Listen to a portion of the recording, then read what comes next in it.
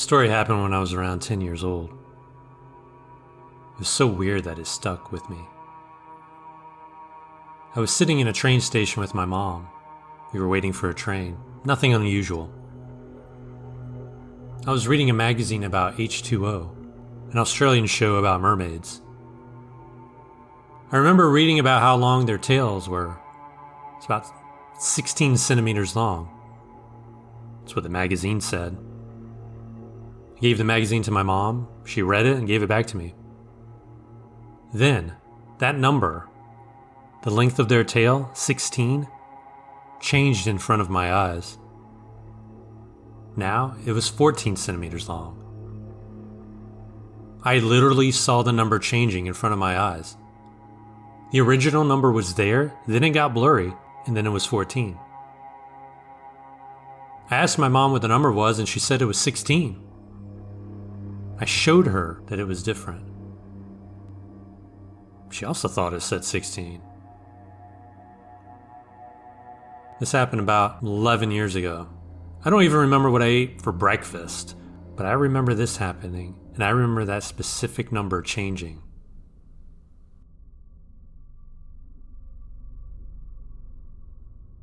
I live in a very small town in Maine, near the border of the United States and Canada. Nothing interesting really happens. I like to wander around the woods when I can. At least I used to, until this event happened. It was a normal day and it was perfect weather for wandering the woods, so that's exactly what I did.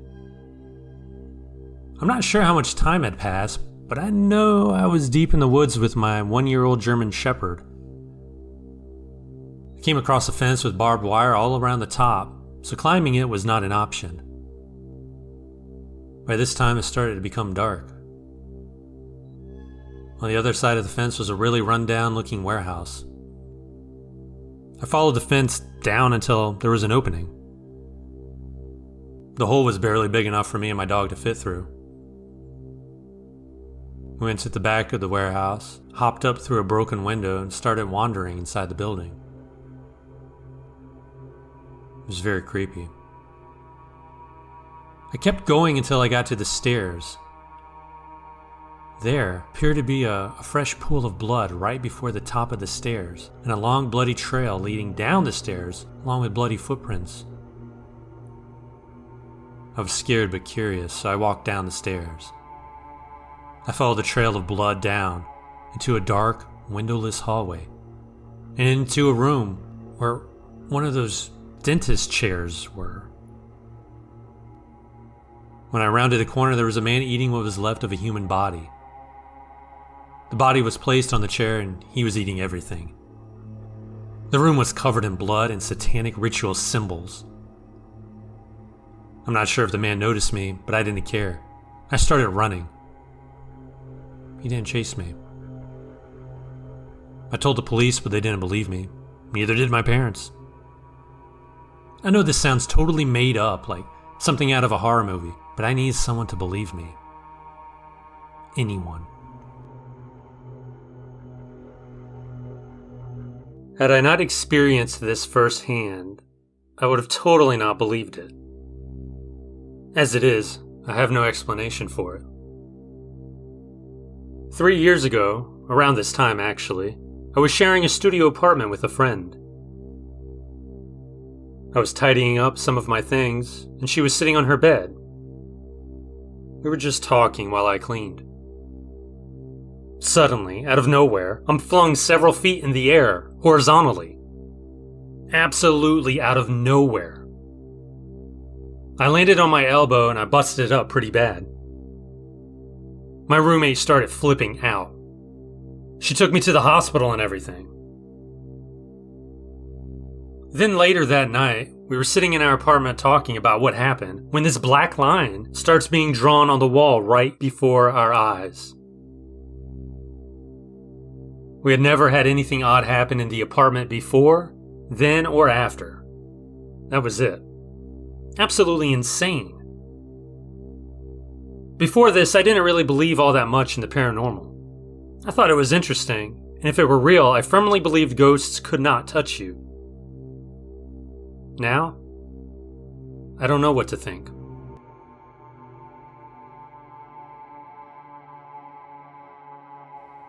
This happened when I was around 12 years old, staying with my friends.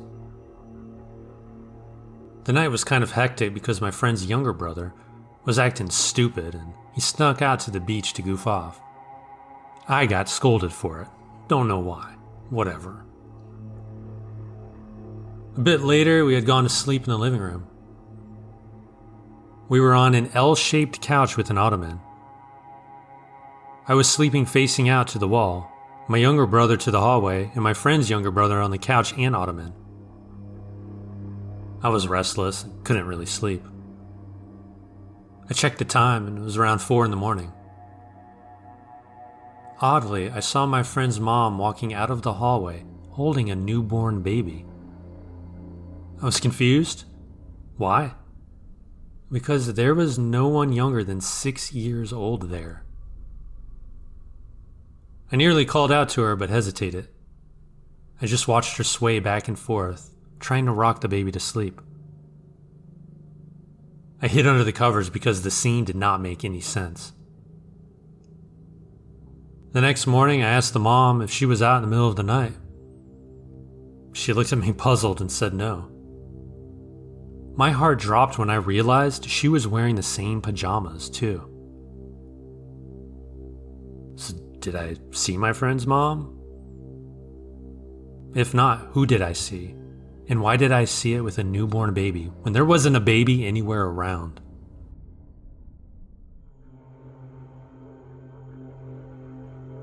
I was 15 years old when this story happened. I'm deaf, but I can speak in sign. Growing up, there was a house next to my aunt's, an old abandoned house with 2 floors and a basement. The wire fence surrounding it was torn, but my cousin and I loved to explore because my aunt owned a large piece of land that extended to the edge of the woods. One day, my cousin and I decided to check out the old house since there was no back door. We entered the living room. It was filled with old furniture and such. It was clear that someone had left abruptly without taking anything with them. My 12-year-old cousin suddenly felt afraid because of the dark. But me? I was determined to explore further. We cautiously made our way up the stairs, testing each step with a large, heavy rock to ensure safety. When we reached the top, the hallway was empty. There were 3 rooms up there and a bathroom. I decided to check out the closest room while holding my cousin's hand. This first room was clean, almost untouched, with a window free of dust. It felt like a new house up here. Moving on to the second room, we found it dirty, rotting walls, and a bed covered in leaves and dark brown stains. The bed frame was falling apart. We moved on. Standing in the doorway of the third room, I felt uneasy, as if someone was watching us. I had the urge to vomit. My cousin noticed a rotting smell that hadn't been there before. Instinctively, I turned around to see a black, transparent figure in a wheelchair in the first clean room, staring at me. My cousin froze as I signed to him that someone was watching us from the end of the hall. Then, a voice popped in my head. Under the cross. Horrified, I grabbed my cousin and ran out. As we crossed the wire fence, we found a fresh-looking cross on the ground in front of the back entrance. My cousin, who's very germophobic, made us wear gloves whenever we explored. I was thankful for his precaution as it gave me the confidence to gently pick up the cross. I was confused about what the voice meant, though, under the cross. So I placed the cross back where we found it and returned to my aunt's porch. There, we explained to our family the situation. My uncle decided to investigate. He found a cardboard box buried where the cross was. Inside the box, there was a deceased cat wrapped in a beautiful pink blanket. which I recognized as part of the bed set from upstairs in that old house. The box also contained a note and plastic flowers. My uncle, a kind man, cleaned out a wooden box from the shed and placed the cat and the other items inside it, ensuring the cat would be comfortable in the afterlife. He read the note, discovering the cat's name was Snow, a 16-year-old cat with white fur. My uncle buried Snow and used a special tool to carve the cat's name on the cross. After questioning his neighbor, my uncle learned that Snow had hung around the abandoned house ever since it was abandoned. Despite the house being heavily monitored 24/7 by my uncle and patrol cars, no one had buried the cat. The cross had seemingly appeared out of thin air. To this day, my family still sees a ghostly white cat hanging around the property. The house was eventually torn down, but my cousins, they all report seeing black figures in wheelchairs in the middle of the woods.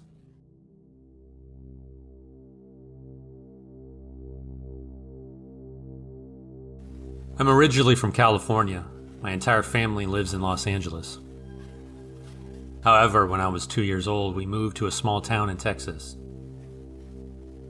Although some of my father's siblings moved with us due to better job opportunities, we still made frequent visits and often spent a majority of our summers on the West Coast. It was an adventure every time we went down to visit. However, some of the most bizarre experiences in my young adult life are from those summers in Cali. One summer, when I was either 11 or 12, me and all my cousins spent most of our days outside my grandmother's house. She lived next to an apartment complex. Being bored was always the beginning of many great adventures. On this particular afternoon, me and my cousins decided to play Charmed. It was a bunch of us girl cousins that played witches with powers, and our boy cousins would be the demons. It sounds silly, but it was like tag, but in teams and with make-believe powers. As we played, we saw a little girl up above looking at us. She had short, blonde, curly hair and was in a nightgown. She stared at us with this uneasy grin and what I can only describe as a loud stare. She stood near a rail on the 3rd floor. I got uncomfortable and broke eye contact. All my cousins were just gazing up at her, almost mesmerized. For some reason it felt wrong, so I yelled out, "Hey!" My cousins all looked at me. I knew then that something was wrong because no one spoke or reacted. When we turned around, the girl was on the 2nd floor, closer to us. Me and my older cousin shared a look of despair. We knew something was off. At that moment, we didn't question how she moved so quickly. We didn't want to scare the kids. She still had the same stare and look on her face, and without breaking her grin, she asked if she could play with us. Me and my older cousin told her no, and we both, for some rude reason, cursed her out. Immediately after we cursed her out, we had a blackout. Now, blackouts are common in Los Angeles. It wasn't the first time we'd experienced one, but what happened next was unexplainable. When we looked back, the young girl was walking on the utility pole electric wire.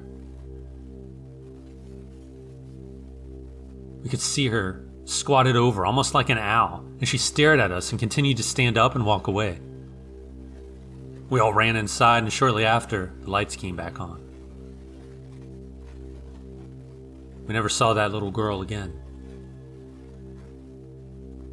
My grandmother had several friends who lived in that apartment complex, and no one knew who or from which apartment she came. She simply was never seen again.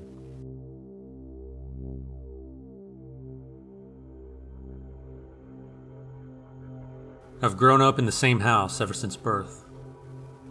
As a little child, my childhood was like any other. On my 5th birthday night, as I was getting tucked into bed, my parents strictly told me to never leave my room after 3 a.m. I never really woke up in the middle of the night, so I had no problem with it, and simply thought it was normal. A couple of years later, when I was 13, I randomly started thinking about it and decided to ask my parents about it. They were smiling and having fun making lunch, but as I asked, why can't I leave my room after 3 a.m., their faces turned pale and serious. They then got nervous and simply said, "Don't worry about it, you're too young." I didn't want to be a brat, so I turned around and went back to my room. That night, I woke up to a loud crash in the living room. My parents had gone to see my grandparents, so I guess they stayed the night too. I shook as I heard large footsteps in the living room, walking around, but I thought it could have been my brother. I turned the knob and walked out of my room, forgetting it was 3:17. I slithered out of the hall into the kitchen to get a glass of water. As I walked back to my room, I saw some sort of creature standing in the kitchen behind me. I was so horrified, I dropped my glass and couldn't move. It had blood dripping from its bones. It seemed deformed. I squinted, trying to see more of what it looked like, but then it tilted its head and grinned so wide. So wide. It wasn't even physically possible for a human to do that.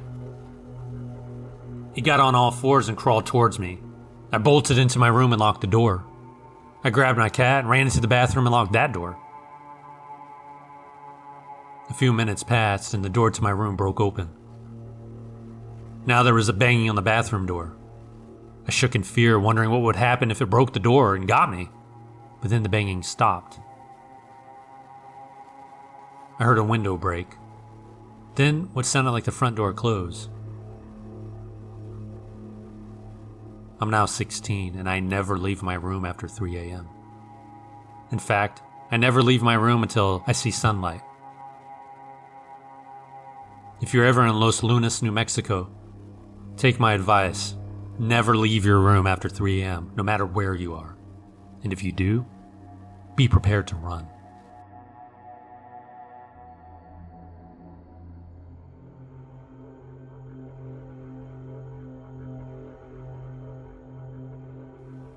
This all happened around 3 years ago. I was living with my grandma, grandpa, and sister.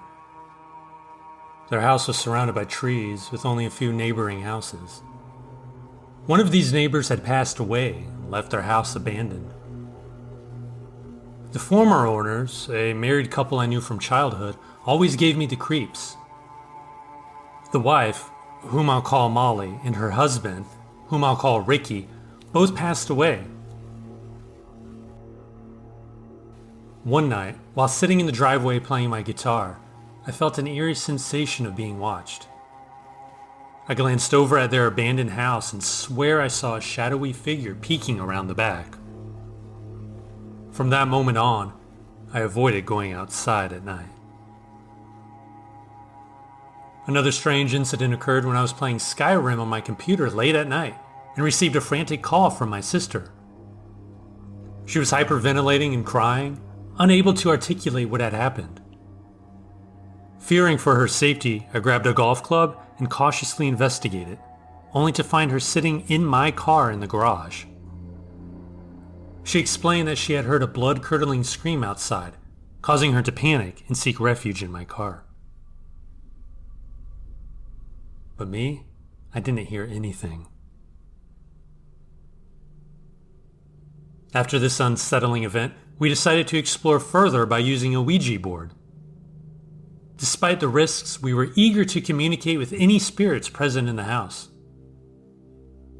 As we used the board in the garage, we felt a heavy presence and received responses indicating that we were indeed communicating with a spirit.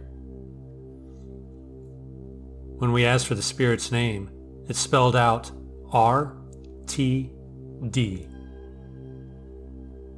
I later discovered that this matched the initials of Ricky, the deceased neighbor.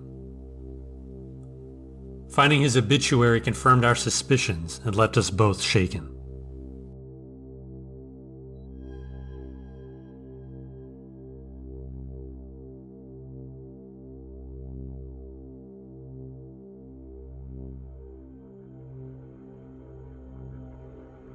When I was 10 years old, I witnessed something that still baffles me 6 years later.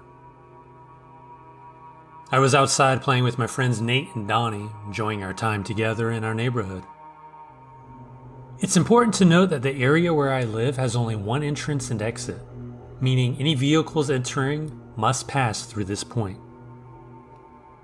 On this particular day, as we were walking, we saw an old-fashioned, completely white, double-decker bus driving down the road.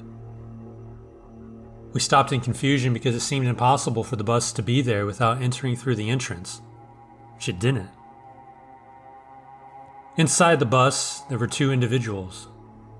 The driver, a man dressed in 1920s style clothing, had snow-colored hair and pale, almost translucent skin. The most intriguing person, however, was a woman who resembled the driver in her complete whiteness. She was a passenger in the bus, and she waved at us. Despite the strangeness of the situation, they didn't seem threatening. Rather, they exuded warmth and benevolence. The whole encounter lasted only 5 seconds, but it left a lasting impression on me. As the bus passed by, it didn't fade away or drive off. It simply vanished into thin air. I couldn't explain it then, and I still can't now. I kept this experience to myself until recently, when I shared it with my mother. Unlike me, she believes in the supernatural. She recounted having a dream around the same time about her late mother, who passed away just before I was born. In the dream, her mother said she had to catch a bus. While I'm skeptical about the connection, I can't deny that what I saw that day was anything but normal.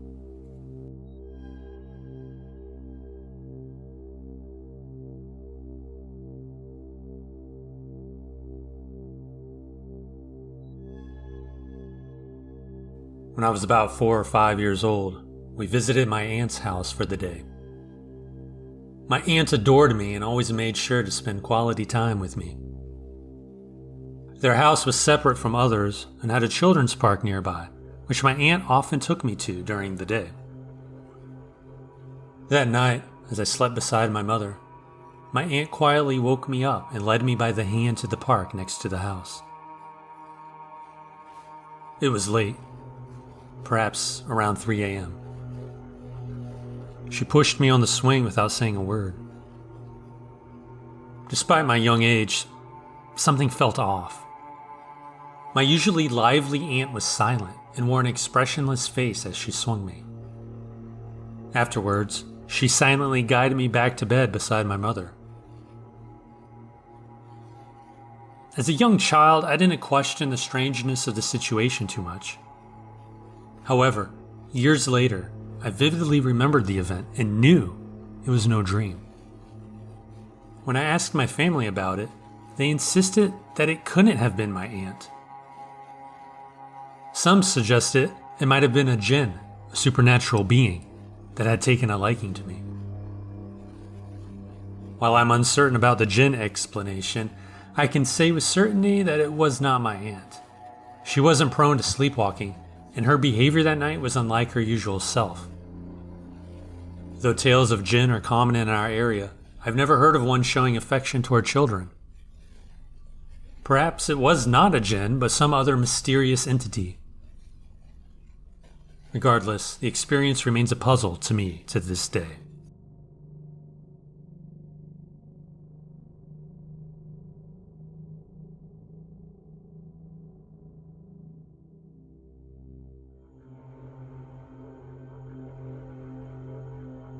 I teach first aid classes, and they usually run from about 8 a.m. to 5 p.m.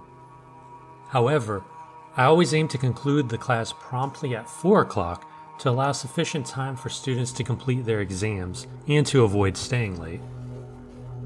To ensure the class stays on track, I follow a predetermined schedule that allocates specific amounts of time for each topic.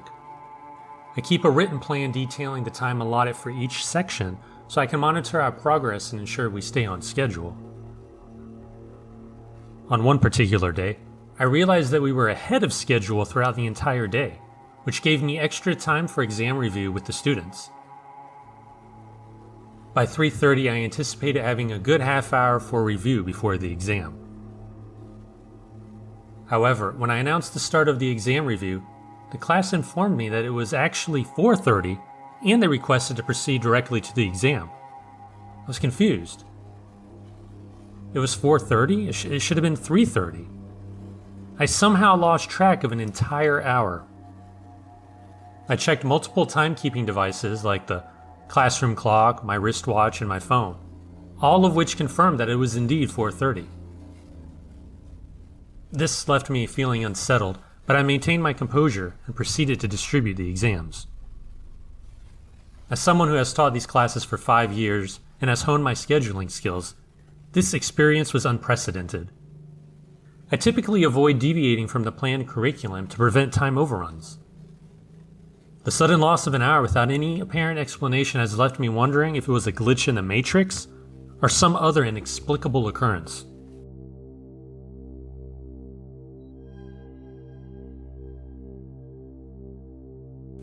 This incident occurred a few years ago during my first year in college. I lived in a suite-style dorm, consisting of 2 dorm rooms connected by a shared bathroom.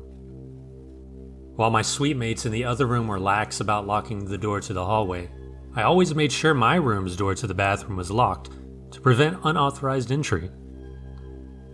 One day, upon returning from class, I entered my room just as someone was entering the bathroom and shutting the door behind them. My roommate, who shared the bedroom with me, was attending class at the time, and my 2 suite mates were also out.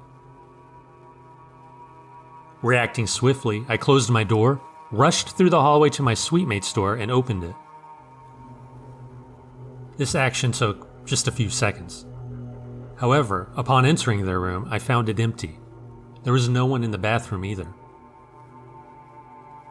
I attempted to enter my room through the door the person had just closed, only to find it locked from the inside.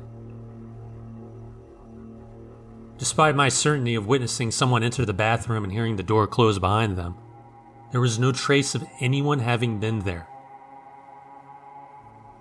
Nothing was amiss in any of the 3 rooms, and there was no evidence of intruders.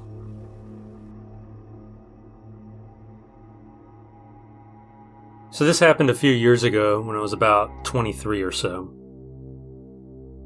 A small group of my friends were all interested in the paranormal, and they often went ghost hunting. And more often than not, they came back with nothing. I, on the other hand, didn't really believe in the paranormal, or I thought there was a scientific reason behind all of it. So, one day after we were chilling at a local arcade, my friends wanted to go ghost hunting again. Normally I would have passed and went home to play some video games, but a girl who I had a huge crush on at the time, let's call her A, said she was down and that she bought a thermal camera for it.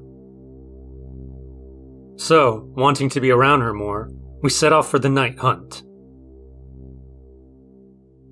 We drove for about 15 minutes till we reached our destination. We parked in a Subway parking lot. There were about 6 to 8 of us. There was myself, A, her best friend at the time, C, and the rest I didn't know that well. After we parked, it took us about 5 minutes to reach the local church. We had to cut through their parking lot to reach a little wooden gate. From there, it took us to a neighborhood and we had to sneak around and avoid cars, since it was about 2:45 a.m., and a group of teenagers wearing mostly black wouldn't look too good. Anyways, it took us about 10 minutes to reach the woods where our ghost hunt location was at. So we got ready. And by getting ready, I mean I was checking my Facebook to see if any of my other friends were online. Then we started walking. It wasn't too deep in the woods. I could still see homes and such. We were walking on a dirt path, and all I could think about was how much I hate mosquitoes. The walk was boring, to be honest. Nothing out of the ordinary happened. Everyone else was freaking out and saying that they saw this and they saw that. Once we made it through the woods, we came across a baseball park on the other side of the neighborhood. We sat down and chatted for a bit, trying to decide what to do next. Could either go around the woods to get back to our cars, or walk back through the path again, which was the shorter way. We decided to walk back down the path. On our way back, I was near the front, and I made a decision that might have caused what happened next. Somewhere near the middle of the trail, I started to welcome the paranormal and push it to do something, anything. In my head, I was saying things like, "Go on, do something to me. Show me you're here. Use my body, anything." I suddenly started to feel numb and lightheaded. I remember starting to get tunnel vision, like I could see the edge of my vision fading into darkness. Then suddenly, I woke up on top of a guy. He was holding my face in his hands and he's whispering or saying something in a different language to me. Everyone was staring at me and asking if I was okay. I asked them what happened. They said I stopped a few times, that I wouldn't respond when they were asking me questions. They also said I would laugh, but I didn't believe them because I tend to be on the quiet side. After that, everyone was saying that we should just call it a night, but they wouldn't want me to drive. The next morning when I woke up, I had some scratches on my arm, but I chalked it up to the tree branches. A's friend C messaged me on Facebook asking if I was okay, and I told her I was. I asked what happened and she told me about it. I asked her who was there and she mentioned a few names, but the only name I could remember was Tim, or Timothy. She said there wasn't anyone there with that name. Half an hour later, she messaged me back with a website link.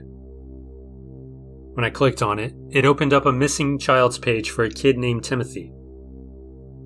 He was 8 years old, and he went missing a year or two before we went to the woods. Lately, I've had the urge to go back to those woods.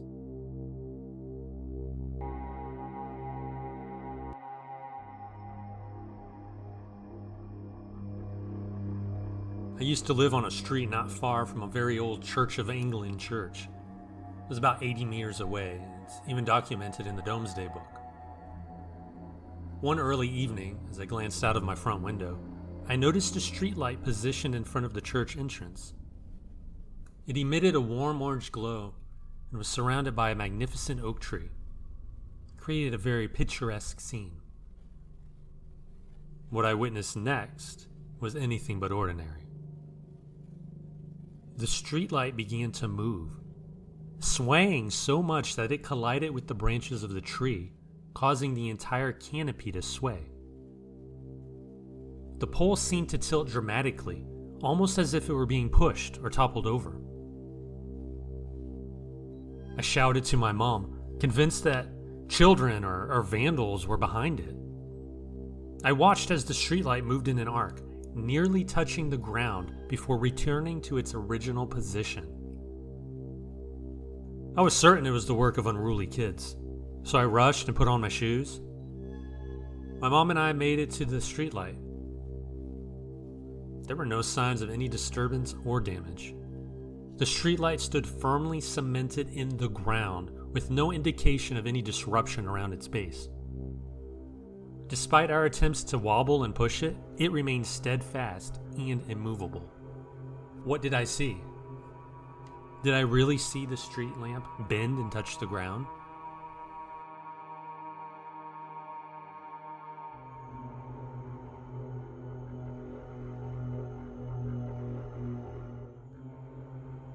The Ouija board, also known as a spirit board or talking board, is a flat board marked with letters, numbers, and words like yes, no, hello, and goodbye, along with various symbols.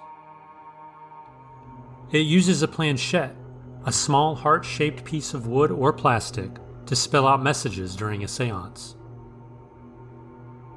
Participants place their fingers on the planchette, which then moves around the board to spell out words.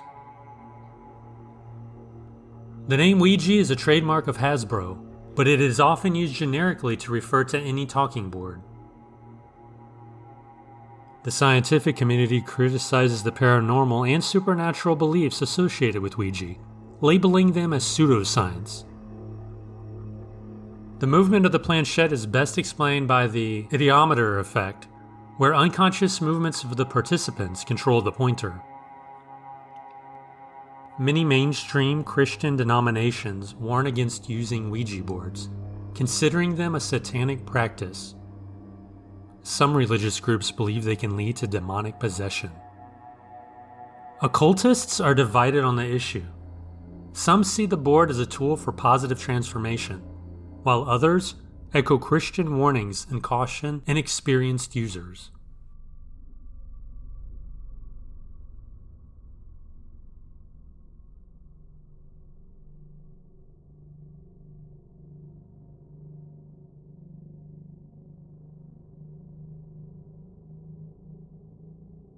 As a child, I grew up watching horror movies with my older sister. I always had a sense that hauntings could be real. However, it wasn't until I played with a Ouija board with that same sister that I became a true believer. At the age of 13, I conducted a seance to contact my great-grandfather. Years later, I discovered that he had died suddenly, and his father, my great-great-grandfather, had been murdered in the 1800s when he immigrated to Canada from the UK. I vividly remember the planchette moving around after we asked some forbidden questions, like, "How did you die?"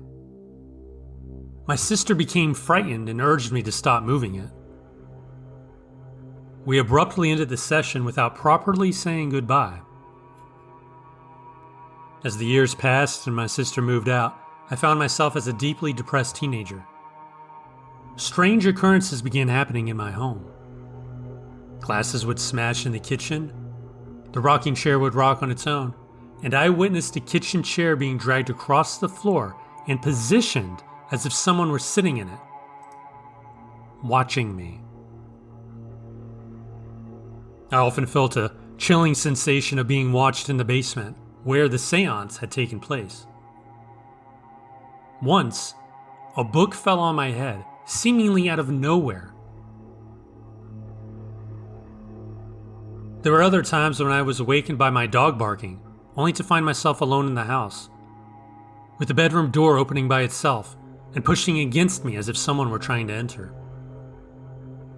These experiences left me feeling terrified and convinced that there was a presence in my home, unseen but undeniably real.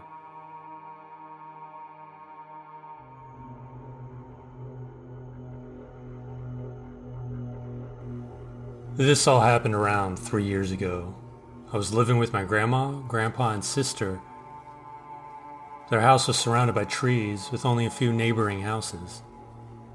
One of these neighbors had passed away and left their house abandoned. The former owners, a married couple I knew from childhood, always gave me the creeps. The wife, whom I'll call Molly, and her husband, whom I'll call Ricky, both passed away. One night, while sitting in the driveway playing my guitar, I felt an eerie sensation of being watched. I glanced over at their abandoned house and swear I saw a shadowy figure peeking around the back. From that moment on, I avoided going outside at night. Another strange incident occurred when I was playing Skyrim on my computer late at night and received a frantic call from my sister. She was hyperventilating and crying, unable to articulate what had happened. Fearing for her safety, I grabbed a golf club and cautiously investigated, only to find her sitting in my car in the garage. She explained that she had heard a blood-curdling scream outside, causing her to panic and seek refuge in my car. But me, I didn't hear anything. After this unsettling event, we decided to explore further by using a Ouija board. Despite the risks, we were eager to communicate with any spirits present in the house. As we used the board in the garage, we felt a heavy presence and received responses indicating that we were indeed communicating with the spirit. When we asked for the spirit's name, it spelled out RTD. I later discovered that this matched the initials of Ricky, the deceased neighbor. Finding his obituary confirmed our suspicions and left us both shaken.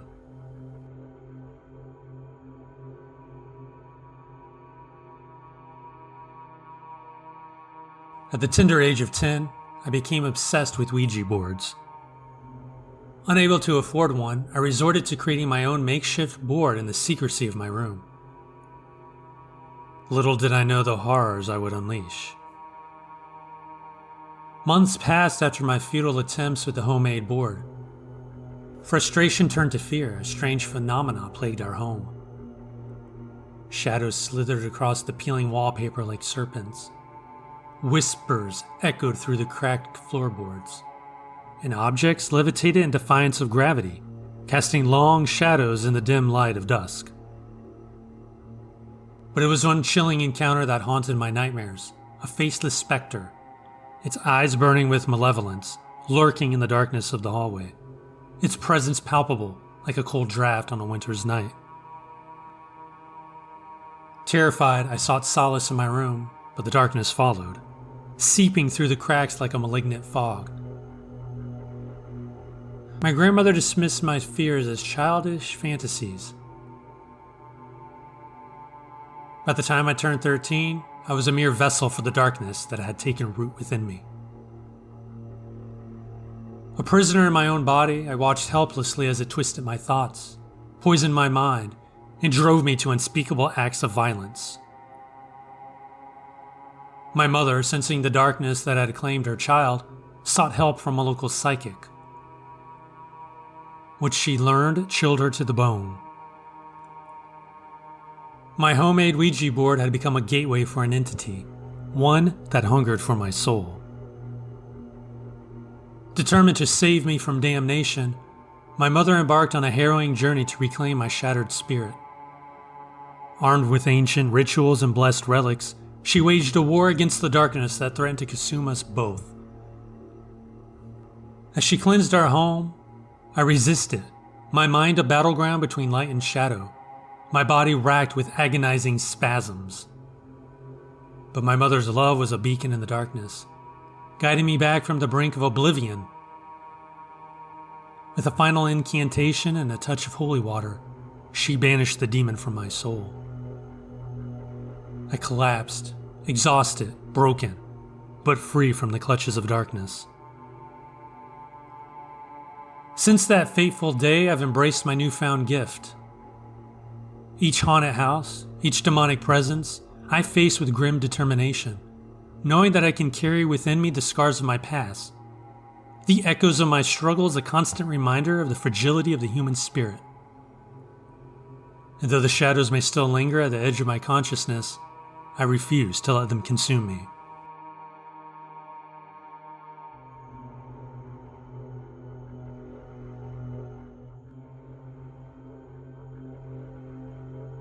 During a visit to a secluded house in the Adirondack Mountains with some friends, we found ourselves in a remote area surrounded by woods, with no one else around for miles. There was a community house for indigenous people to stay in. Although we were camping outside, we had access to the house for anything we needed. Naturally, we decided to explore the old, half-run-down building, despite its moldy interior. The six of us became familiar with the layout and eventually decided to play a game of manhunt. As the game progressed, we all got found except for one girl. Despite knowing the layout of the house by heart, she remained elusive. We called out for her and searched everywhere. She was nowhere to be found in the pitch-black darkness. One of my friends yelled for us to come check something out. We found the missing girl alone and acting strangely in one of the bedrooms. She stood in a corner with no light, explaining that she didn't want to look at whatever had followed her into the room. After a brief encounter, she ran away again, still without a light. We searched for her for about 10 minutes until someone found her hiding in a bathroom. She explained that the door had closed on her, trapping her inside.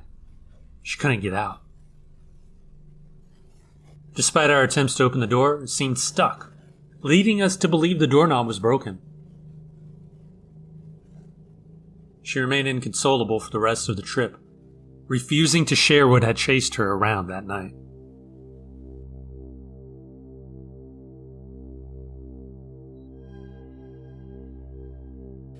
When I was about 9 years old, I attended an elementary school that my mom had also attended when she was younger. The school was quite large, with 4 floors and a playground out front. My classroom was on the first floor. One day, I needed to use the restroom, so I asked my teacher for permission. She granted it, and I made my way down the hallway. It's worth noting that the lights in the school were motion censored. As I walked, one of the lights suddenly shut off. I felt a bit scared of the dark. I hurried along and the light flashed back on, which relieved me. Upon exiting the bathroom, I noticed the light was off again. Before I could react, it turned back on. I looked around but saw no one else in the hallway.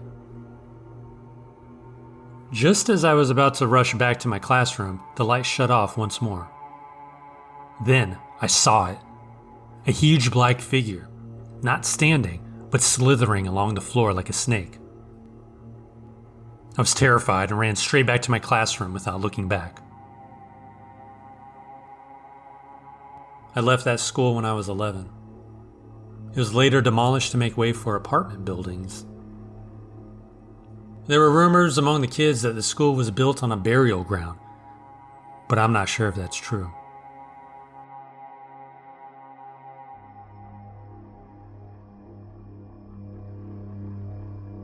Last year I met a girl, fell in love, and got engaged. She had 2 little girls whom I grew to love dearly. We all moved into a house together in October. One morning, she told me she was pregnant. Knowing about her struggles with postpartum depression, we decided to use formula for the baby to ease the burden on her. I offered to help with night feedings to support her. 10 months later, our baby arrived. We kept him in a bassinet by our bed. Whenever it was my fiance's turn to feed him, she would bring him into the bed. When it was my turn, I would take him downstairs to a beanbag and watch TikToks while he ate. Now, our baby had a distinct cry. My fiance called it his pterodactyl scream. One night, around 3 a.m., it was my turn to feed him. I followed our usual routine, taking him downstairs, and I fed him. I took him back upstairs, put him back to sleep. I forgot my phone downstairs, so I went to get it. I heard his pterodactyl scream from upstairs. Had he woken up? Then I heard it again. I went upstairs, and when I opened our bedroom door, my fiancée was sitting up, wide awake. The baby was asleep. She said she heard the scream coming from downstairs. I checked on the children, and they were sound asleep. None of our pets were responsible either. They were sleeping. Weird. It's been a week now. No reoccurrence of those screams. Can't shake the feeling that I'm going to hear it again. And for some reason, it terrifies me.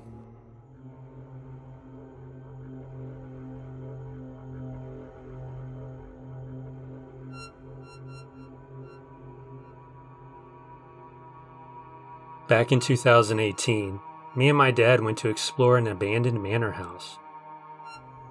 When we got there, we climbed over the gate. To our right, there was nothing but fields. To our left was the back of a large manor house.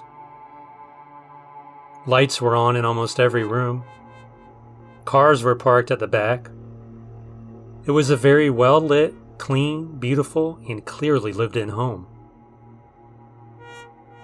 We snuck past to find the abandoned manor, thinking it must have been up ahead, but we didn't find any other structure. We crept back the same way we came and back over the gate, out of luck. As we walked down the road a couple of seconds, we noticed the front of the abandoned manor we were looking for. We proceeded to explore the location. After exploring a clearly abandoned old derelict building, we then realized as we came out the back and down the lane that the same gate we jumped over previously blocked our path. What we saw earlier was in fact the same manor. There was nothing to the left or right of the abandoned manor, just fields on all sides. To this day, we know what we saw. We must have seen how the manor looked when it was lived in. When we went around the front, it was the present-day manor, old and abandoned. This happened all the way back in 2017. I was camping with my friend. He had a huge farmland surrounded by forests. We were outside in front of the farmhouse in a tent. He was asleep, but me, always having insomnia, I was wide awake. All of a sudden, I hear loud, slow footsteps coming from out of the forest, coming over to the direction of the tent. This terrified me because I didn't know what it was. A bear? A deer? A person? No clue. So I was waiting for the footsteps to stop outside the tent. I prepared myself for the absolute worst.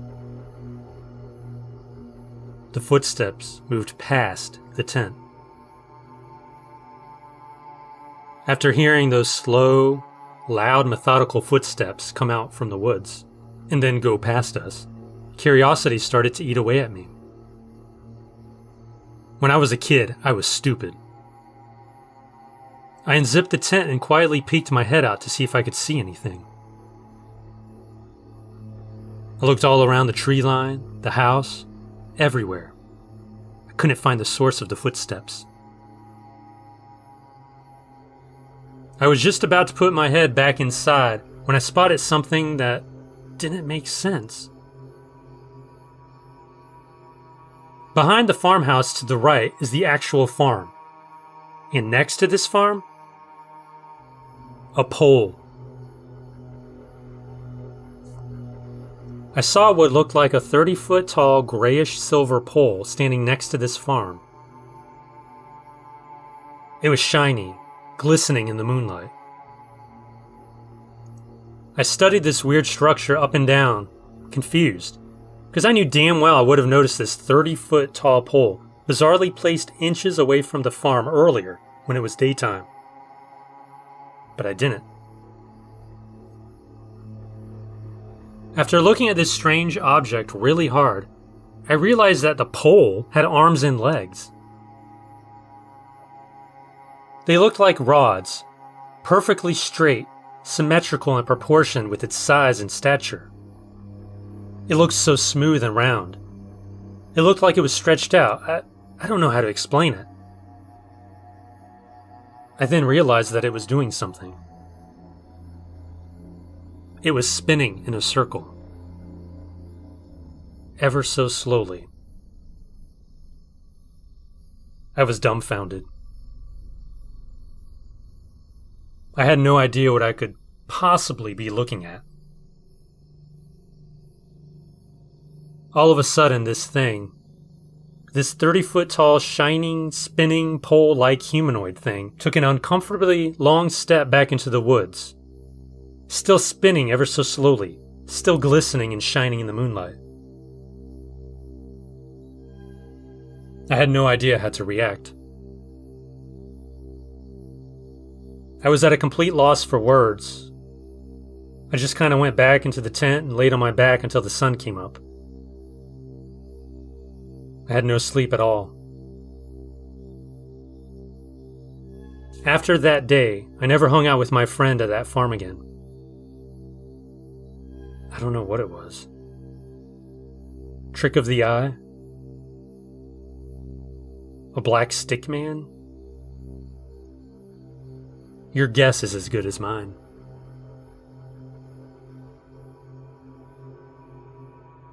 I met the devil in Florence. I was in Florence for a vacation with my parents and sister. We were walking along a sidewalk that ran beside a tall wall.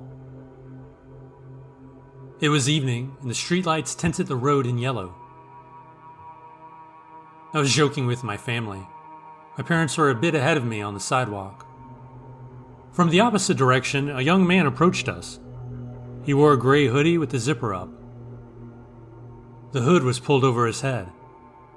His hands were buried in his front pockets. He walked briskly, his head down, ignoring us. As he passed by me, I peeked under the shadow of his hood. I couldn't have seen him for more than a second or two.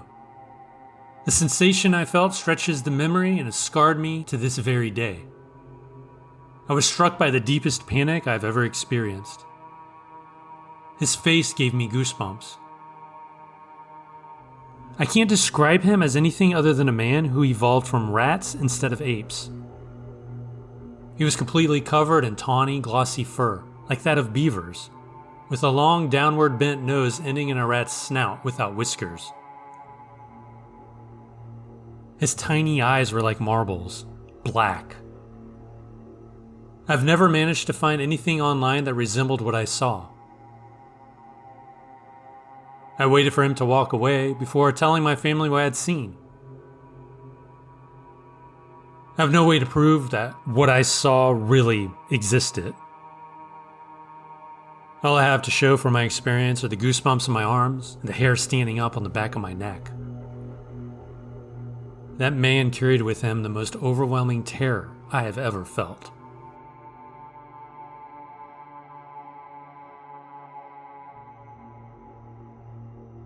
This happened in February 2020. I live in the central Arkansas area. My buddy's grandparents owned some farmland about 20 minutes outside of our town. We would regularly spend the night out there on weekends with some of our other friends. This particular weekend was just him and I. It was pretty dark by the time we got there, but it was the standard fare. We decided to set up a fire on the dirt path that ran from my friend's grandparents' house through their field to the woods. We built the fire closer to the middle of the field. Not long after we got the fire started, we sat down and got some music going. We cracked open our first beers. He turned off the music and noticed something in the sky behind me. I turned to look. There was a bright light in the sky above the tree line. I wasn't too weirded out by this, and neither was he. I had never seen a star that bright before. I opened up this Stargazer app on my phone, thinking that we were close to a planet, but before I could even point my phone in that direction, the star moved. The light moved quickly and smoothly to the right, without any bobs or waves. It was utterly silent. I noticed that the light was coming from some kind of flying vehicle, and it was much closer than we thought. The thing was also fast. Too fast to move that quietly without making some sort of noise. It was dark. I couldn't make out what exactly the vehicle was. The bright light emitting from its side obscured any good look. It moved perfectly parallel with the tree line, just above it. It moved when it noticed we noticed it. We continued watching the UFO just quickly and quietly move on in a straight line until it was beyond our sight. Me and my friend just kind of looked at each other like, what? We began to discuss what we just saw. 20 minutes later, we heard a noise coming from the sky. We saw two loud-ass planes flying side by side, going into the direction where the UFO had gone. We started to think that it was a military drone of some kind. I still think about it every now and then.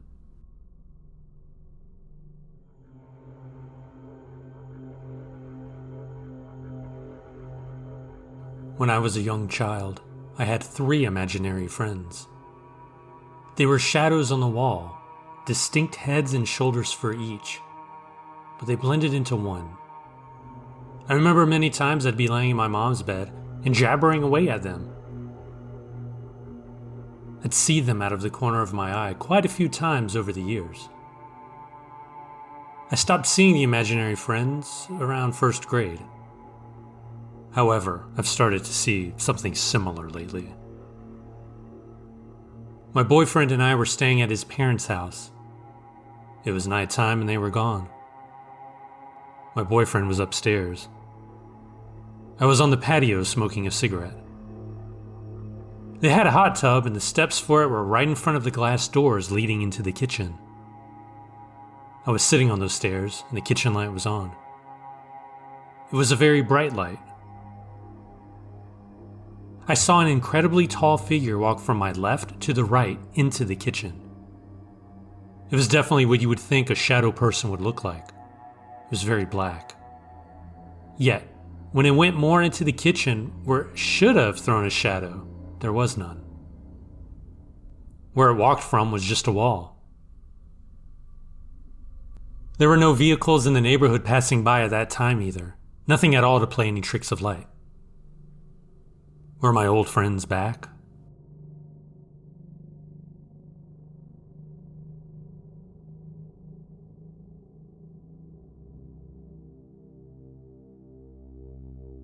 I saw a shadow person at my old house in Hollywood.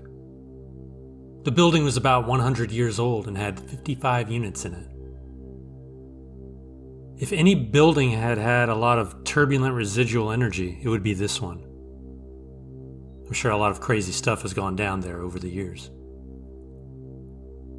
Weird stuff would happen there all the time.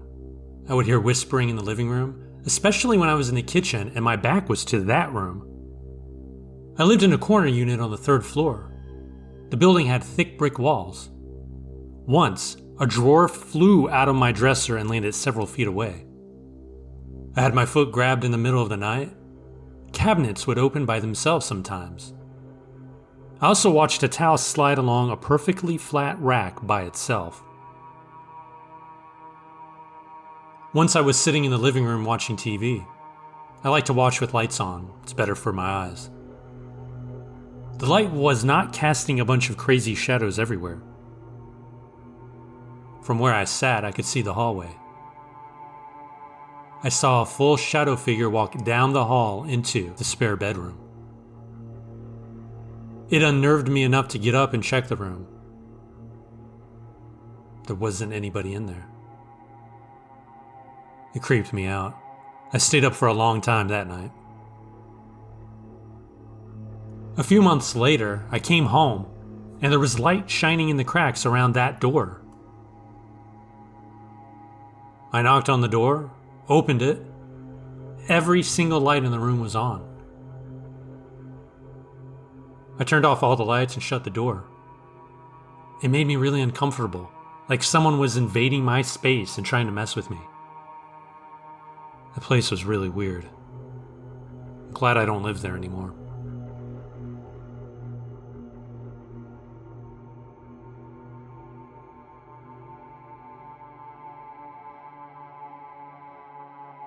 My husband and I have seen shadow people.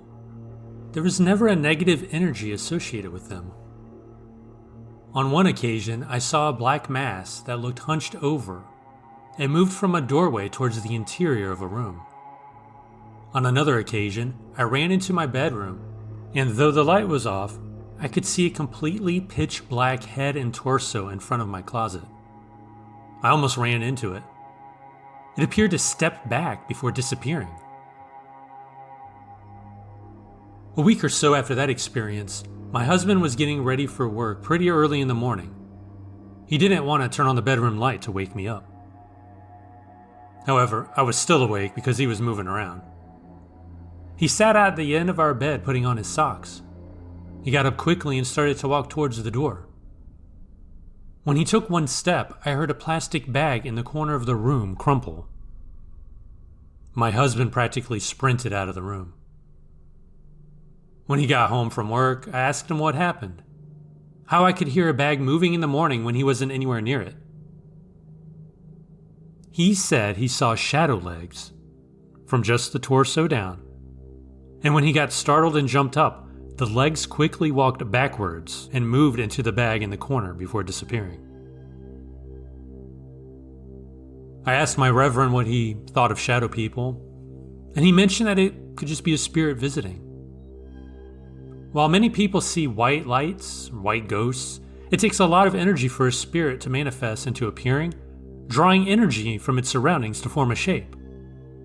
On the other hand, he said it would be easier for a spirit to pull in energy rather than harnessing energy to make a figure, and that's why it could look like a shadow person or a hole ripped into their surroundings.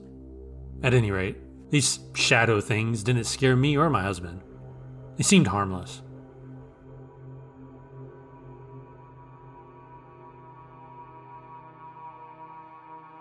In college, I worked at one of the libraries on campus. I worked night shift as a closer, which entailed making sure the library was shut down, no one was hiding in it, and everything was properly put away. It wasn't too much of a big deal, and I enjoyed it. After work, I would usually go to the on-campus food place for some chicken fingers or a burger. It was just down the street, no more than a 5-minute walk.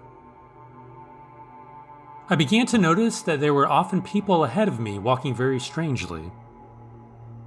It almost appeared that the people were dancing, but in extremely exaggerated ways and very slowly. They would wave their arms above their heads in a wide arc while bending at the knees and occasionally jumping in the air.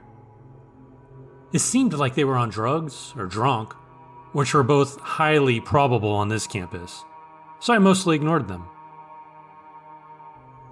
One night, as I was walking behind these people, I realized I'd never seen them close up. I hadn't really thought much about it, but they never got close enough for me to pick out details or walk into the light at all. In fact, all they looked like were dancing silhouettes. Being curious, I watched them more closely and noticed they never became clear to see, even when passing under streetlights. Stranger still, I caught a glance at them going around a bend one time when they had to pass in front of a large windowed building. I couldn't see them in the window. They didn't have any reflection. They were gone when I rounded the corner. Now, if this happened once, then I would be skeptical. Maybe I was tired, or it was people in morph suits trying to freak out freshmen. But this happened repeatedly once or twice a week for 4 years. I eventually told other people about them, and they started seeing them as well.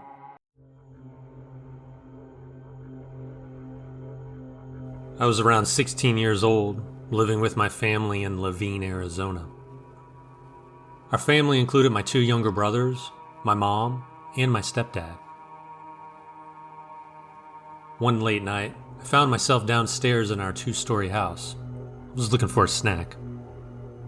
Soon after, my middle brother, who was about 13, joined me. We decided to watch TV in the living room. When nature called, I excused myself and headed to the half bath in the hallway, leading to our garage and laundry area.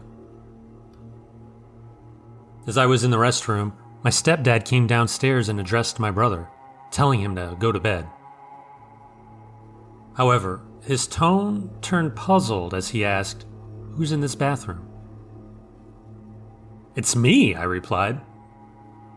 According to my brother, my stepdad was taken aback. He recounted seeing me upstairs. Apparently, I stood outside my room as he left his. This revelation left us all unsettled. We quickly went to our respective rooms. Adding to the unease, we discovered mysterious handprints near my baby brother's room. It seemed as though whatever had impersonated me had also been lurking near my brother's room. The handprints suggested that it had positioned itself in front of my room before peeking into the baby's room.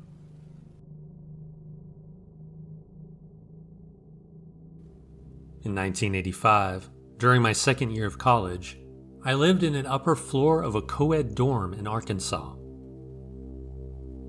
The season was transitioning into fall. The nights were just starting to carry a faint chill.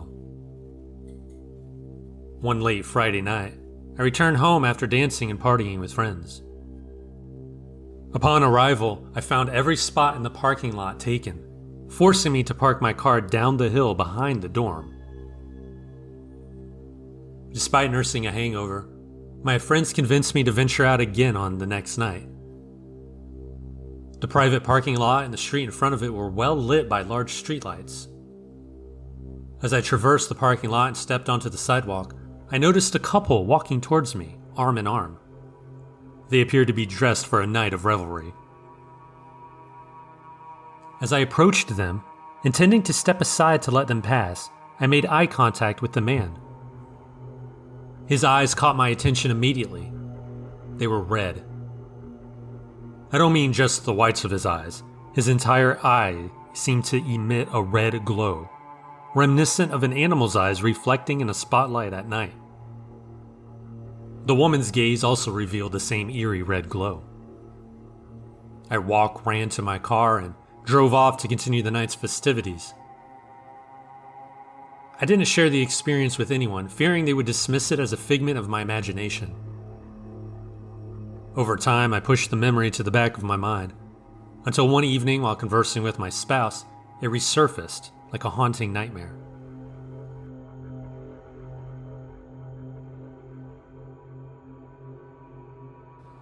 One night in 2013, I visited my cousin's house in California when I was around 13 years old. My cousin Sav and our other cousin Trinity and I were gathered at the kitchen table, engaged in casual conversation. Sav's living situation was in transition, and her room was essentially part of the living room, separated only by a curtain. Despite the odd setup, we carried on with our evening, enjoying some pizza around 7 p.m. Sav had been struggling mentally, experiencing intense sleep paralysis episodes involving gray figures with greasy black hair, which would hug her and stare at her while she slept. Despite my intuition suggesting she might be spiritually troubled, whenever I broached the topic with her, she brushed it off, asking me to drop it. However, something strange happened that night. Suddenly, all the lights in the house flickered off for a brief moment before coming back on. Trinity and I screamed in unison, startled by the sudden darkness. Feeling compelled to glance towards Sav's room, I noticed a figure standing about 10 feet away. Despite the dim lighting outside, we could see it clearly. The figure stood about 5 foot 10 inches tall, dressed in old-fashioned brown attire reminiscent of the 1800s. It even had a top hat. Its skin appeared gray, almost as if sculpted from clay, with vaguely human features. I felt an overwhelming sense of dread coming from it, as if it wanted to convey its hostility towards us. I stared in disbelief for what felt like seconds, although it might have been longer. When I finally tore my gaze away and looked at my cousins, I saw that they were equally pale and shocked. We confirmed with each other that we had all witnessed the same thing. I was desperate to leave. I called my mom to pick me up. She was unavailable for a couple of hours, so we ended up watching movies until I fell asleep. Years later, I learned that my boyfriend's parents had also seen a similar entity humanoid with clay-textured gray skin.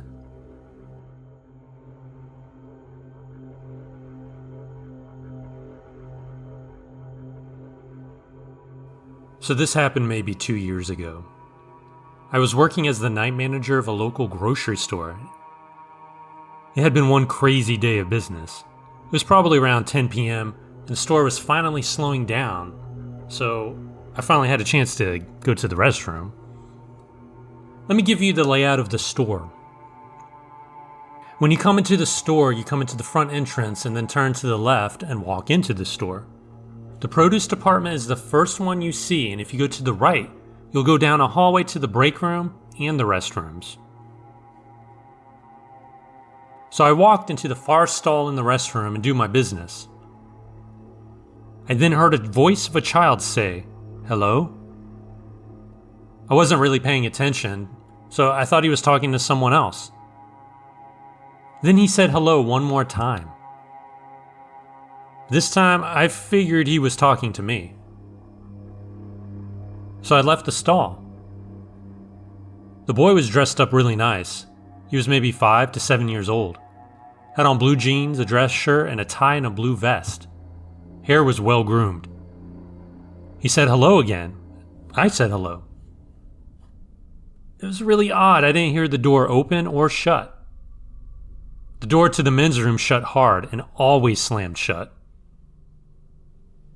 The boy then asked me how to turn the water on in the sink, and I showed him that all you had to do was put your hands under the nozzle and it turned on automatically.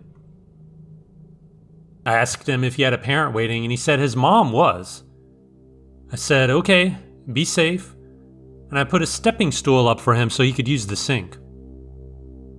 I went back to work. I then literally passed one of my workers outside the restroom. He said he would be out shortly. I went back to work, didn't think much of anything. A few minutes later, he joined me.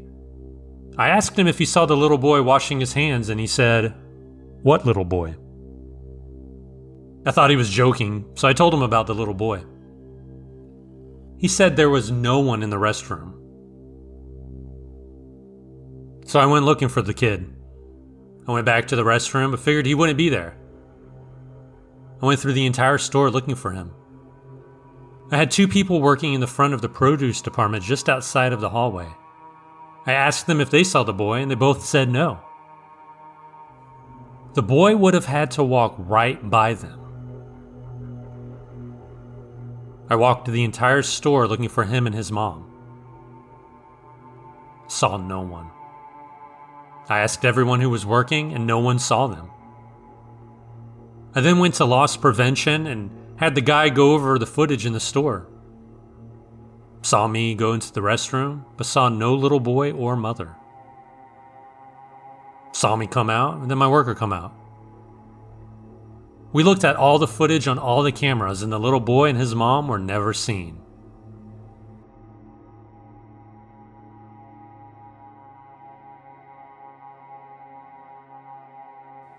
My mother and I were at a thrift store a couple months ago. We found a really cute stuffed rabbit that I wanted. It was really soft, and I'd bought a stuffed animal from that brand before.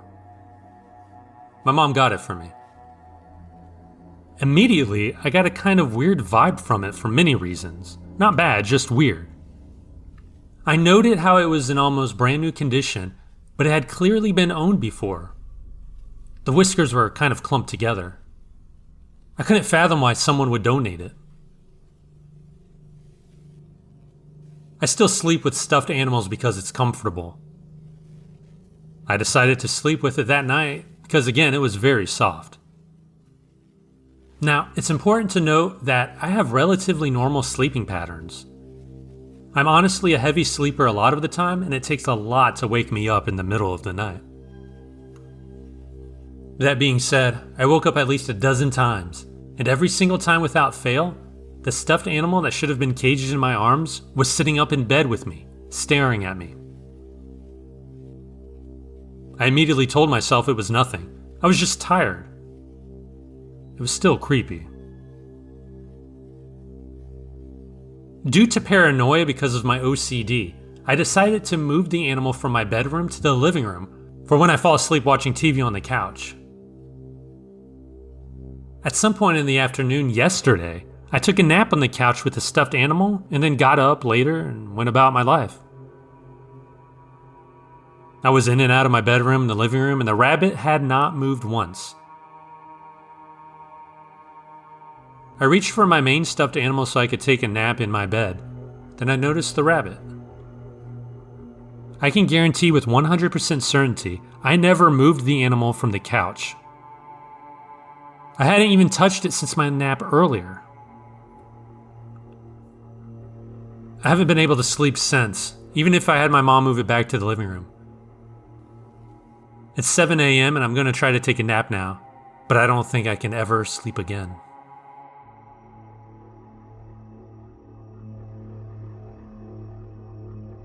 I grew up in this big old house. The back part was built back in 1870. That's where my bedroom was when I was a kid. Now, I never really believed in ghosts or anything like that, but when I was about 10, that all changed. My parents were off and out. We'd have a babysitter over to keep an eye on me. But this one night, I was alone. The house was huge, like 7,500 square feet. So you can imagine how eerie it could get when you're all by yourself. Nothing really happened all evening until I hit the sack. And then, while I'm lying there, I get woken up by the sound of the TV blaring from the front of the house. My room was all the way in the back, and that TV was on full blast, like someone was trying to wake me up on purpose. I dashed downstairs to turn it off. Maybe I accidentally set a timer or something. However, as I'm heading back to my room, bam, it's on again. Full volume. That's when the fear started to creep in. I switched it off again, but this time I bolted back to my room. I spent the rest of the night hiding under my blankets, trying to shake off the creepiness. Eventually, I dozed off, but not for long. I'm jolted awake at exactly 3:15 a.m. by this strange sensation. It's like a mix of warmth and coldness, and I swear, it feels like someone staring right through me. I glanced at my clock, and that's when I realized the significance of the time. But before I could wrap my head around it, I saw her, standing right across from me in the room. A girl. She's not doing anything harmful, but man, she's spooky. Yet, strangely comforting, like she's there for me, to reassure me that everything's okay. Years later, my dad uncovers this old chest hidden behind a wall in the original part of the house during renovations. Inside, there are photos of the house and some family members, but there's this one photo of 3 family members who lived in our house back in 1870. And guess what? I nearly passed out when I spotted the girl from my room in the picture. She passed away when she was 10, same age as me back then. Ever since that day, I've been a believer. She was like my guardian angel, watching over me. Crazy, huh?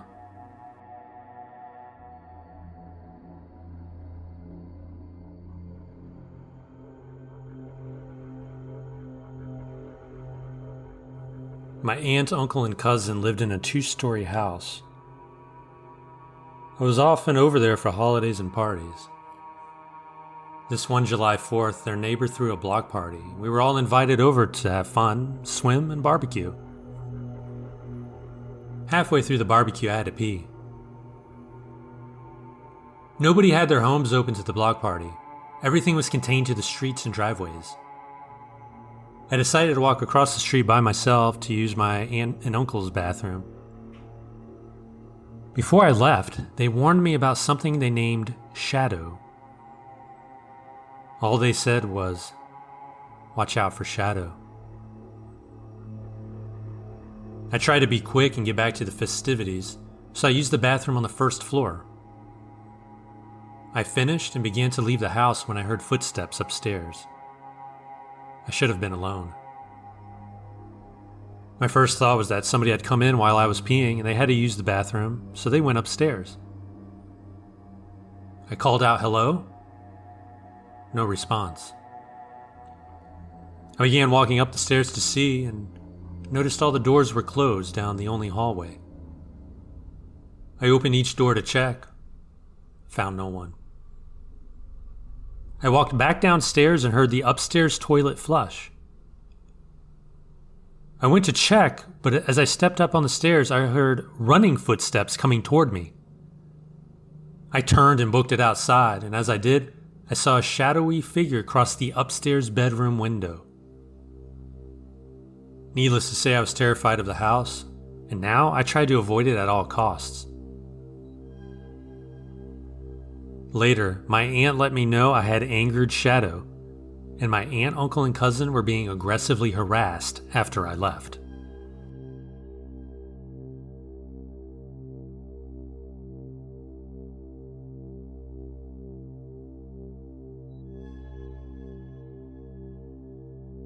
My family tends to encounter a lot of paranormal activity, and usually when we experience it, something happens or someone dies. Anyway, last night I woke up out of nowhere, having a full-on panic attack. I've never gotten one before. It was full-on fast heartbeat, cold sweats, chills, and a dreadful, horrible feeling, as if I had gotten news someone had died. I wasn't having any nightmares, and I don't even recall dreaming. I started praying for my family. Then I tossed and turned until I finally fell asleep. At 6 a.m., I was getting ready for work. I sat on the bed. As soon as I sat down, I got that same feeling. I was afraid I was going to get in a car crash on my way to work. I didn't mention it to anyone and went about my day. My sister moved into her new place that day. I called her to see how she was doing, and she told me that around 2 a.m., she woke up because her bedroom door creaked open and she saw someone peeping in. She thought it was her mother-in-law, who's with her for the night because my sister's husband passed away about a year ago. My sister didn't have her glasses on, but she was able to see the shadow of a head peeking in, and her dog growling at the door. Eventually the door slammed open, but no one was there. My sister tried her best to brush it off and go back to sleep. After I got off the phone with my sister, my brother texted our group chat, saying he had the weirdest dream. He dreamed that my sister and our niece were in his apartment, and there was a man with them, but the man had no face, and he was pale. He also said he knew that it wasn't our sister or the niece, but things pretending to be them.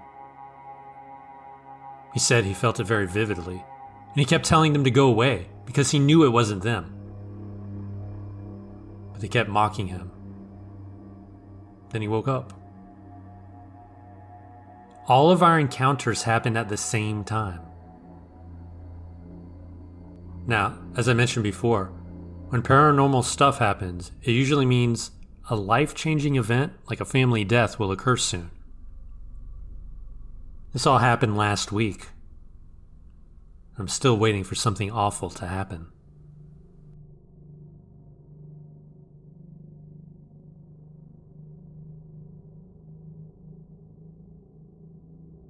I was about 5 years old when this happened.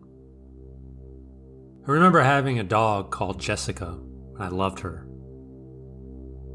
She would always lay by my side, and we would be together 24/7. She was a small Jack Russell, white with brown spots. She was not a very energetic dog, but we would always go for walks in my grandmother's garden. I remember it so vividly. It was around Christmas time when I visited my grandparents for the holiday. Everything was going amazing. It was Christmas night when I was helping my grandmother prepare dinner. It was getting pretty boring, so I started making conversation with her. I don't remember how I got on the topic, but I told her how I miss Jessica. She interrupted me by asking, "Who's that?" I explained that she was a dog I had when I was a kid.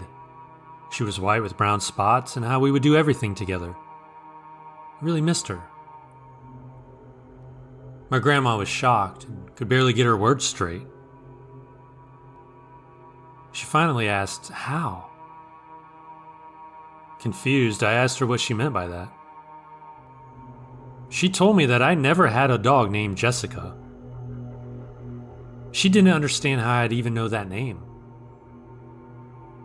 She explained that I never had a dog named Jessica, but she did.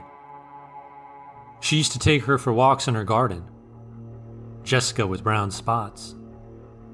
Jessica was her dog when she was 4 years old. I never had a dog named Jessica. I'm still freaked out about this to this very day.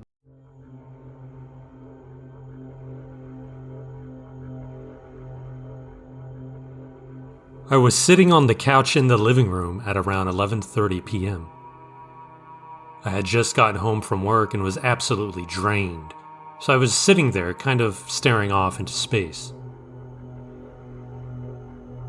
I started hearing what sounded like a person, literally and aggressively, going through my belongings in my room. I looked over into my room and nothing was there. I froze and just said to myself, "Don't look over there, don't look over there, don't look over there." The noise continued. Then a few moments later, out of nowhere, I hear something stomping at me at full speed from my room across the kitchen, stopping right in front of me. It was so loud, I had literally shielded myself instinctively because I thought something was going to attack me. I got goosebumps and my stomach dropped. That wasn't the only experience I've had in this house. My front door was always left wide open in the morning, despite me dead-bolting it before I went to bed. I've been in my room with the door closed and hear multiple people having a loud conversation outside. The door was closed, so it was inaudible.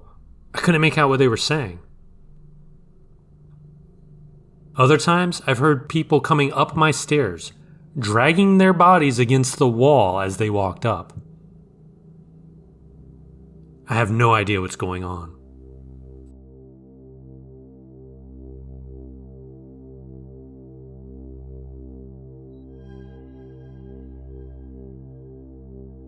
When I was in junior high school, I was a member of a gang. Nothing like what you see in movies. It was just a bunch of dumb white kids sneaking around late at night. One night, we were wandering around random neighborhoods. It was probably between midnight and 1 a.m. We came across a large party full of high school teenagers. They were drinking, yelling, and playing loud music. One of the members of our gang began mouthing off, shouting obscenities at them, and suddenly, they were chasing us down the street. Most of my friends jumped fences or scattered into neighboring yards, but me and another member ran down the middle of the street. It was fairly dark, but there were streetlights and a lot of ambient light. The largest group of partiers were chasing us. They were going to get us, I knew it. So something inside me told me to stop and stand still. I knew I couldn't outrun them, so they were going to get us. So I stopped. The entire group ran right past me, several of them within a foot of me. They tackled the person I was running with. They roughed him up quite a bit and asked him his name. I heard everything that was said, and I watched everything they did. I waited for them to turn on me next, but they never did. Instead, they finished with him and they walked back up the street, right past me. Not one of them looked at me, even though I was literally standing in the middle of the street, no less than a few inches from them. I waited until they passed, and then I walked over to my friend to help him off the ground. He was shocked to see me. He asked me where I went. I told him I was standing there the whole time. He insisted I wasn't. He said he was running with me 1 second, and I was just gone the next. I recited the whole conversation and what happened, and he didn't believe me. He insisted I was nowhere to be seen.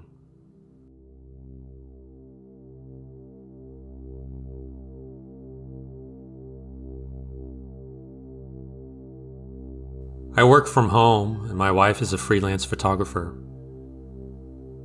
On this particular day, our daughter was at school. My wife left at 10 a.m. that morning because she had 3 photo shoots to do. She said she would be home by 3:30 after picking up our daughter.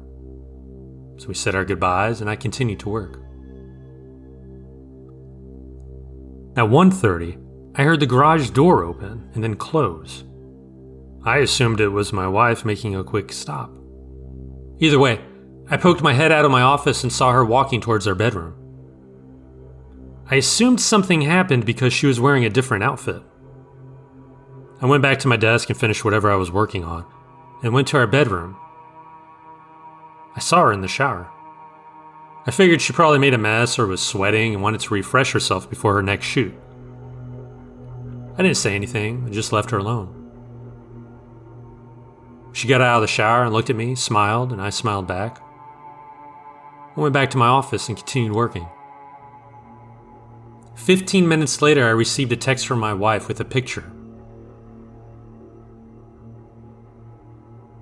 I asked her where she was and how she got there so fast. She was confused. She said she didn't come home. She didn't stop to take a shower. I went back to the bathroom. The shower was wet. Her towel was wet. There were wet footprints on the bath mat. I made a video and I showed my wife. She couldn't believe it. She was stunned. What the hell just happened?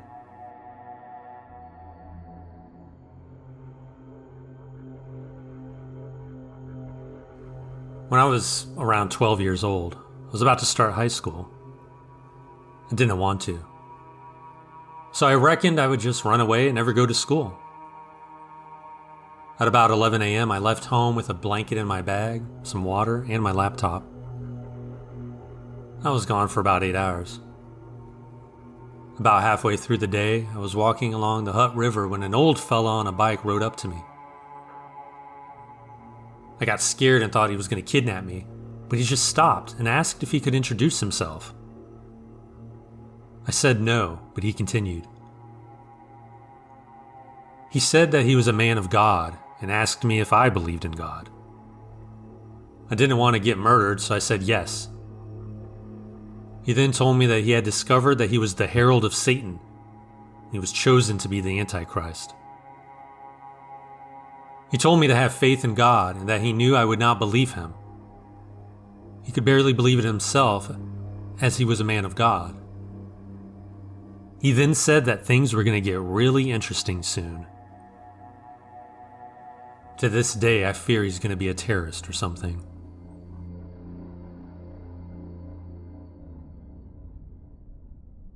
Before I go any further with this, I know I've done some pretty stupid things over the years. I never really believed in the paranormal until this incident happened. So when me and my best friend were in high school, I was staying over at her place for the weekend. It was around this time my friend had an art project that was due pretty soon. She didn't have any inspiration to help her create something original. She came up with the idea to do a freaky photo shoot to see if that would help inspire her. Mind you, she's very much into special effects and stuff, especially makeup. So by the time she was finished with my makeup, you could say I looked like a decaying and walking corpse. We decided to take some photos out in her backyard and then go analyze the pictures. After the shoot, she analyzed her pictures and I cleaned myself up. We did another photo shoot. This time she made me look like an elf-like character. That's when I got the idea that maybe we should go to the nearby lake, because there were some awesome places there that would be perfect to shoot. Mind you, it was already 11:30 p.m. at night. So we drove there and we parked in the big empty car park. We just sat there for a few good minutes, talking about how the photo should be taken. That's when I got a chill down my spine, the sensation that we were being watched. That feeling, it's never left. We got out of the car and started taking the photos like we discussed. She had fake, realistic-looking swords and other weapons. We were going to use those as props. The shoot was going along perfectly fine. The place we were at had hiking and biking trails, and it was surrounded by a woodland area, not to mention a lake just off to our left a few good meters away. In the middle of taking some more photos, we heard a sound. It sounded like a strangled and dying animal mixed with a high-pitched human scream. It was too close for comfort. That sound lasted a good solid minute. And then it stopped. Everything got quiet, way too quiet. There was no sound of insects. Nothing. Me and my friend were starting to freak out a little, especially when we heard the sound of sticks on the ground snapping in half to the right of us. We tried not to panic, and we hurried up with the last of the photos. My friend stopped taking pictures.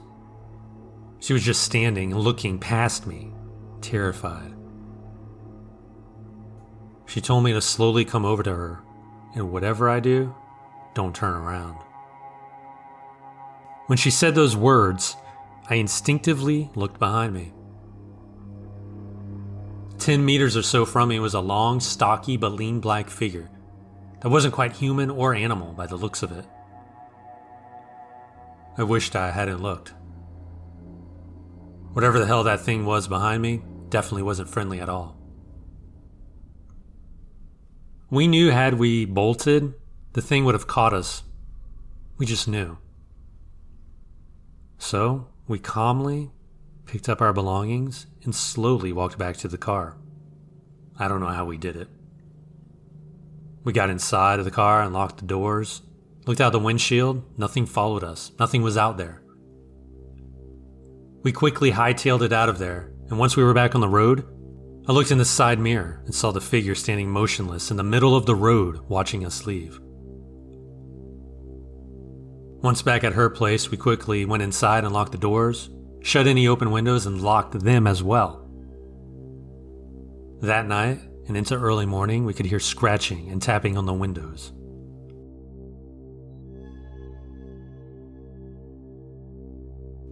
I live in East London. 2 weeks ago, I was on a night out in my town. It was a cold Friday night in early May when I began to walk home. By this time, I was heavily drunk and had split off from my friends. They took the Elizabeth line to get home to their university digs in Harrow. I was left all by myself.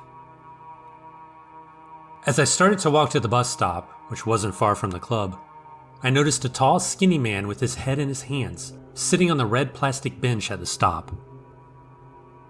I couldn't see much of his face as it was obscured by his long, dark brown, messy hair. I sat down on the bench furthest away from him. The area was deserted.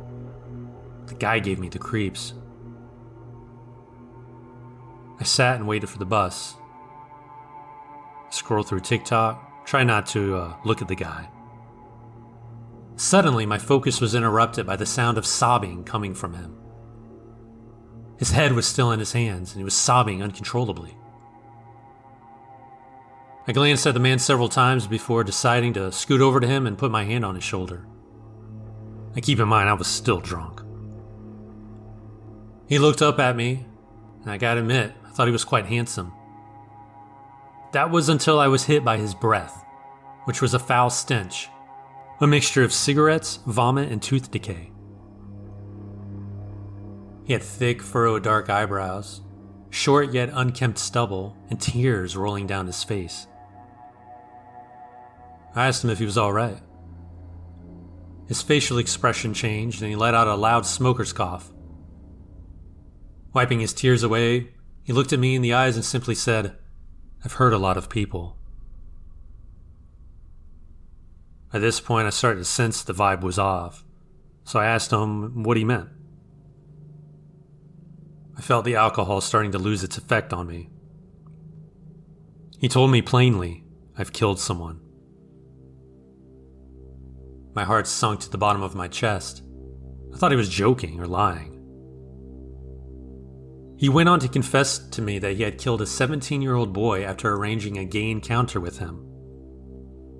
He told me that he stabbed the boy in the neck with a screwdriver before burning his body in the woods with lighter fluid. I sat there aghast at the sudden confession. I saw the headlights of the night bus approaching in the distance. Without hesitating, I boarded, tapped my oyster, and looked back. The guy on the bench did not follow me. The bus door slammed shut, and I rode the bus. When my bus stopped, I stepped off, looked to my left, only to see a dark figure with long dark hair running towards me down the street. I booked it towards my house, shoved the key into the lock before slamming the door shut and screaming for my mom. That night I dreamt of the encounter in vivid detail, and the following night and the night after. As the nights went on, I could see the act of murder in his eyes, as if it was a projection. The dream would pause as he looked up to me, and the pause would be longer each night. The dream stopped around a week after the experience. What unsettled me the most was his voice, robotic and deep, sounding almost distorted as I dreamt of him more and more. My last dream, I was awoken to complete paralysis of my body, and I heard as clear as day from across the room, in a female voice, there wasn't just one victim. Today I made my official police report and was given a reference number. The police told me they would try to identify the man because he was caught on CCTV walking past the club I was at, which, ironically, is opposite the police station.